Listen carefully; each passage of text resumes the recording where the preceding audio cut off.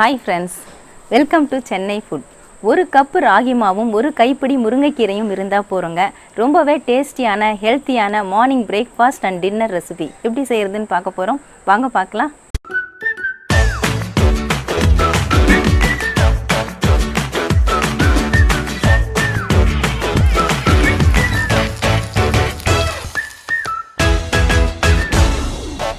சத்தான கேழ்வரகு மாவை வச்சு ஒரு பிரேக்ஃபாஸ்ட் ரெசிபி தாங்க செய்ய போகிறோம். நான் அதுக்காக ஒரு கப் அளவுக்கு கேழ்வரகு மாவு எடுத்திருக்கேன். உங்களுக்கு எவ்வளவு தேவையோ அவ்வளவு நீங்கள் பயன்படுத்திக்கலாம்.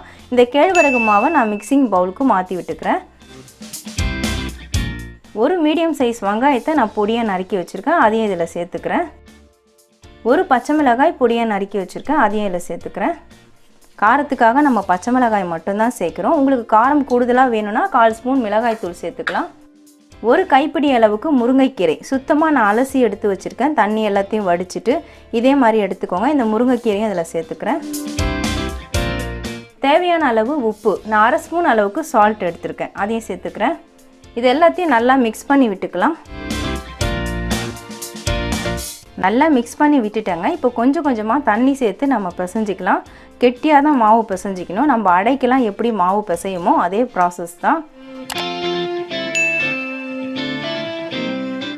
மாவு இந்த மாதிரி நல்லா திக்காக பிசைஞ்சு எடுத்துக்கோங்க. இந்த அளவுக்கு நல்லா கெட்டியாக இருக்கணும்.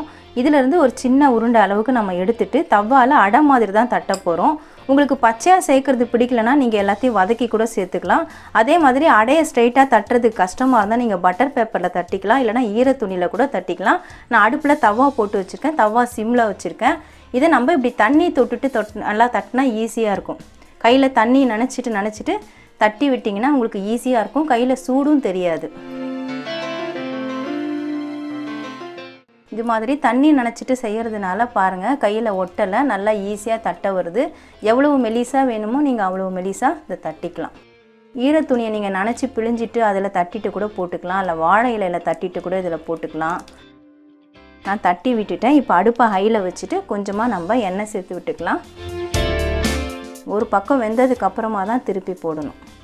உங்களுக்கு எண்ணெய் வேண்டாம்னா நீங்கள் நெய் கூட சேர்த்துக்கலாம்.